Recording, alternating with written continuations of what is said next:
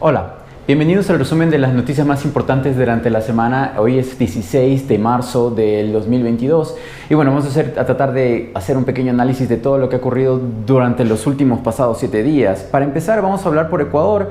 Lo que está hablándose mucho aquí en el país es el veto parcial que Guillermo Lasso, el presidente actual del Ecuador, le ha puesto a la ley de aborto seguro, se podría decir, de la oportunidad de las mujeres para poder abortar en caso de violación, sean menores de edad o también adultas, ¿no? Pero bueno, entendiendo que Guillermo Lasso es lo que se conoce como un conservador, se podría decir que es un provida, lo que se conoce como provida, y como tal ha solicitado que se revise o que se tenga en consideración el tiempo de gestación máximo en el cual se puede realizar un aborto de este tipo, ¿no? Y él está pidiendo las 12 semanas y también algunas otras cosas, algunas solicitudes, algunos requisitos para poder practicar el aborto, que en el caso de las menores de edad es que también debe haber un consentimiento consentimiento legal del tutor o de representante de aquella menor, pero los que saben, los que han estudiado o analizado el tema del embarazo en adolescentes o en menores de edad también se puede entender. Ellos conocen y entienden que en muchos de los casos es un pariente cercano el que ha cometido la violación y obviamente es difícil que la familia lleve a esta menor de edad hacia hacer la denuncia. Esta es la razón principal por la cual en el campo, sobre todo, y en algunos grupos sociales donde hay pobreza, etcétera. Bueno, la violación ocurre en todas las clases sociales, pero se entiende que en el campo hay un exceso, un número elevado de embarazos de menores de edad provocado por personas cercanas, violaciones de personas cercanas a las menores. Entonces, ¿va a dar guerra, va a dar conflicto, va a dar complicaciones? Sí, porque la tendencia mundial es que las mujeres, sean menores de edad o sean adultas, puedan tener la oportunidad, del derecho de poder decidir sobre su maternidad, sobre este poder que tienen ellas como mujeres, y que en el caso de cuando han sido embarazadas por una violación tengan la oportunidad de poder decidir sin la persecución legal de poder realizar un aborto, ¿no? Bueno, esto da mucha tela para cortar, vamos a seguir viendo qué es lo que ocurre. Lasso está firme respecto a este tema, sabe que va a perder popularidad, de hecho ya ha perdido mucha popularidad por muchos temas, pero en este caso particular no se hace para atrás. Él pertenece a grupos de la Iglesia Católica radicales como el Opus Dei, grupos de poder que han controlado y gobernado el país durante mucho tiempo atrás. Y bueno, creemos que él no va a dar su brazo a torcer en este caso, tampoco lo van a hacer los grupos feministas que están luchando por este derecho, ¿no? Y en este caso lo que creemos es que tiene que haber un análisis y una decisión en base a términos científicos, en base a datos científicos respecto a lo que se puede hacer. El aborto, obviamente, en ninguno de los casos es un tema fácil, no lo es en ningún país del mundo, no lo es tampoco en el Ecuador, y ciertamente va a dar más tela para cortar, mucho debate, mucha investigación, mucho trabajo, pero que es un derecho que las mujeres tienen y se lo han ganado, eso es real. Ahora, vámonos hacia Chile. Hace un par de días Gabriel Boric asumió la presidencia con un discurso. Lo interesante del discurso es que habla de la integración que un antecesor de él, que fue este señor Piñera, dinamitó, destruyó. Existía la UNASUR cuando Piñera llegó a la presidencia, cuando todavía Rafael Correa era presidente en el Ecuador. Menciona a Rafael Correa porque aquí en Quito, Ecuador, era la sede de la UNASUR, la Unión de Países de la América del Sur, pero esta alianza se dinamitó con el apoyo de Lenín Moreno, gran fortaleza de Lenín Moreno durante su mandato. Piñera en Chile quiso reemplazar la UNASUR con la Alianza del Pacífico, que no existe hoy en día. La Alianza del Pacífico no funcionó para nada, simplemente era el consenso de Washington para la nulidad, la completa inacción de las presidencias de Sudamérica respecto a temas que le competen, que le interesan a América del Sur. No se pudo trabajar en conjunto para el tema de la vacunación de los habitantes de América del Sur, una América del Sur en donde viven más de 500 millones de personas, la mitad de ellos hablan español, la otra mitad habla portugués, y por ahí algunas comunidades, algunas colonias todavía de Francia, en las Guyanas, hablan algo de francés. Pero bueno, volviendo al tema, se dinamitó la UNASUR, se dinamitó la oportunidad de poder tener una fuerza y un apoyo. Boric dice que Latinoamérica, yo prefiero la palabra América del Sur, porque latino es también los países balcánicos, Italia, Francia. Entonces, hablando realmente de América del Sur, centrándonos en esto, los países sudamericanos no han tenido una voz, no han tenido un voto, no han tenido una sinergia colectiva para poder trabajar con respecto a temas importantes como seguridad, narcotráfico y también salud, ¿no? Esto se vio reflejado en esta inacción con el tema de la pandemia, el cierre de fronteras. No hay una política conjunta con respecto a los sudamericanos que son migrantes, no tanto migrantes económicos, o sea, los que salen por pobreza de sus países, como también los migrantes por violencia, en el caso de Colombia, ¿no? Etcétera, etcétera, etcétera. Bien por Boric, veamos qué se puede hacer. Como hemos hablado anteriormente, es un presidente nuevo, no tiene mucha experiencia política, pero sí representa a esa izquierda juvenil, esa izquierda, hay muchas izquierdas, como hemos dicho, pero representa esa izquierda de jóvenes que salieron a protestar en las calles del 2019 de Chile, sobre todo en Santiago, por el alza de los precios, por la falta de acceso a educación segura, educación gratis, salud y otros temas más, ¿no? Alimentación. Vemos qué puede hacer Boric. No la va a tener fácil, así como Fernández, que fue también entre los presidentes que asistieron a su toma de presidencia. Fernández estuvo presente. Él tiene difícil la situación de la inflación en su país que, como ustedes ya saben, tiene un tratado un acuerdo con el Fondo Monetario Internacional que le prestó al gobierno anterior de Fernández, les prestó más de 40.000 millones de dólares. Y estos 40.000 millones de dólares no fueron utilizados para el pueblo, sino que fueron utilizados para pagos de deuda y también para hacer ciertas transacciones internacionales, manejar el tema de las reservas de dólares. No benefició prácticamente al Estado argentino y causó hasta la fecha que hay una hiperinflación. Fernández lo que está planificando hacer es impidiendo que alimentos se exporten a otros países para tratar con esto de la oferta, de la sobreoferta, que los precios de los alimentos en Argentina, por lo menos los precios de los alimentos estén a la baja, ¿no? En el caso del trigo, de la soya y otros productos, ha pedido que no se exporten, que los exportadores puedan utilizar esos productos para la venta en el comercio nacional argentino, ¿no? Veamos qué puede pasar. La verdad es difícil. Él también la tiene complicada en el Congreso, donde también llegó puso los términos de del nuevo alcance, del nuevo proceso de negociación con el Fondo Monetario Internacional, en donde le iban a prestar 10.000 millones de dólares más, pero el pueblo argentino no quiere un tratado de libre comercio, porque ya sabemos qué es lo que ocurre con los países que firman un tratado de libre comercio, un tratado con el Fondo Monetario Internacional, ¿no? Un acuerdo, digamos, lo financiero con ese medio. Lo que es interesante, más allá de eso, que trascendió también como noticia a nivel Latinoamérica o Sudamérica, es que un presidente latinoamericano o de América que no pudo asistir es AMLO, Manuel López Obrador, pero envió a su esposa y envió con su esposa una carta para el presidente Fernández de Argentina, en la cual le anima, en la cual le da apoyo por la crisis que está viviendo su país, la Argentina. Y además también por la persecución política. Tenemos entendido que en Argentina hay una bronca, una persecución, hay una lucha encarnizada por los medios de derecha, ¿no? Los que en el gobierno anterior no hicieron prácticamente nada para pelearle al gobierno anterior de Macri, pero en el caso de Fernández todo el tiempo le están machacando, le están echando la culpa de la crisis financiera de su país y también de otros temas adicionales. Fernández contesta esta carta con otra carta que también se le entrega a la esposa de Manuel López Obrador, en la que él dice que ojalá puedan hacer una integración, un trabajo conjunto para apoyar la candidatura de Ignacio Lula da Silva, para que vuelva a ganar las elecciones en Brasil. En Brasil, y ustedes saben, Lula estuvo preso, Lula ha sido perseguido por el tema Lava-Jato, en donde él dice que realmente fue una persecución política por un juez encompinchado con esta derecha gobernante, ¿no? Que persiguió no solamente a Lula, sino al Dilma Rousseff, que la destituyeron en el Congreso de aquel año del 2017, y que, bueno, razones había para destituirla, ¿no? Ella quiso ser un poco más proactiva que incluso Lula, quiso tomarle la mano a la banca privada, a los medios de comunicación privados, a volver más la revolución hacia el pueblo, los cambios sociales que el país necesitaba, pero obviamente eso causó que Dilma fuera destituida. Grave crisis la cual ha traído hasta un Bolsonaro actual que no ha tenido un gobierno positivo, no ha sido un gobierno mediocre respecto a ayudas sociales, pero sí ha sido un gobierno muy activo con respecto a la derecha, ¿no?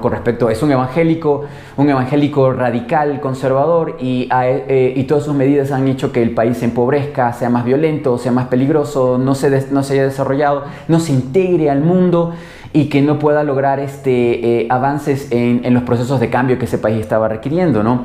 Eso es lo que podemos hablar de Sudamérica, también incluyendo también a México. México, que envió hace poco una contestación a los eurodiputados que le enviaron un comunicado de que en México se persigue periodistas, en México es violento para poder ejercer el periodismo. Es cierto, eso viene pasando ya desde hace muchos años, no solamente desde el gobierno de Manuel López Obrador, 20 o 30 millones, pero lo interesante de esta carta que envió Manuel López Obrador a estos congresistas o estos diputados europeos es que dejen de ser borregos, que México no es una colonia europea, no es una tierra invadida por europeos, que tiene soberanía y que puede tomar sus propias decisiones, que no se metan en los asuntos mexicanos y que más bien se metan en los asuntos propios de Europa, lo cual nosotros por lo menos estamos muy de acuerdo.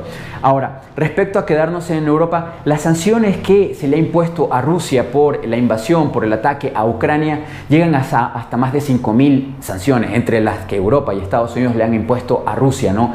Mayormente son financieras, tienen también que ver con afectación al comercio que Rusia realiza, que exporta. Rusia es el principal productor de trigo del mundo, segundo principal de maíz, primer principal exportador de gas que se utiliza en Europa para la producción de electricidad y de energía, de calefacción.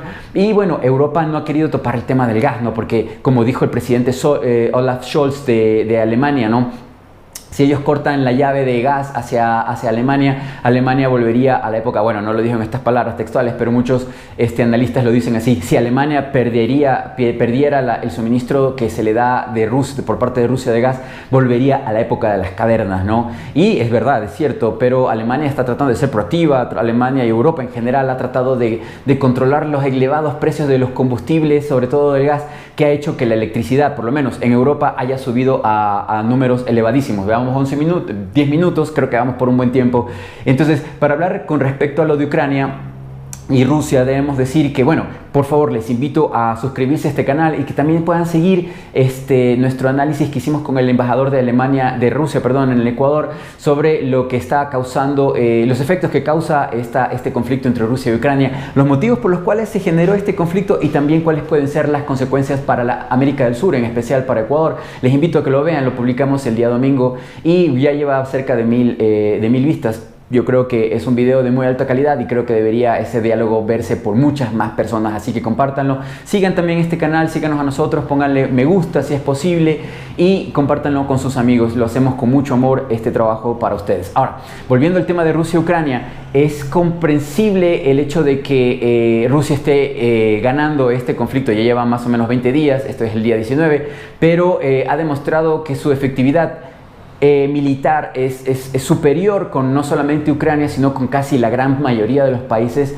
de este planeta. Ellos poseen 2 misiles de crucero, misiles que pueden viajar largas distancias. Hay 2 tipos de misiles: los Iskander, que pueden ser lanzados desde un barco en medio del mar y que pueden llegar a miles de kilómetros y darle en el blanco de una manera muy certera, con muy poco margen de error. Y también tienen esos son los Calibers, y también tienen los Iskanders, que son misiles de menor rango de distancia, pero que también son muy efectivos. Con estos misiles, Rusia no ha tenido que trasladar a sus tropas y a su ejército o a su artillería para lograr atacar, para lograr destruir blancos. Y el fin de semana, el día domingo, utilizó estos misiles para poder destruir una base que está cerca de Polonia, país fronterizo con Ucrania al oeste, que es parte de la OTAN y que, bueno, claro, levantó las alarmas de que Rusia puede con facilidad atacar países de la OTAN, sobre todo los que están en ese sector de Europa, ¿no? Que comprenden los países fronterizos con Rusia. Pero bueno, lo que hizo Rusia fue atacar una base militar en donde se estaban aprovisionando de armamento que venía obviamente desde Polonia, y también de voluntarios, de mercenarios que supuestamente de manera voluntaria iban a participar defendiendo a Ucrania. Bueno, se destruyó la base militar, murieron muchos de estos mercenarios. Rusia dice aproximadamente que mató a 118.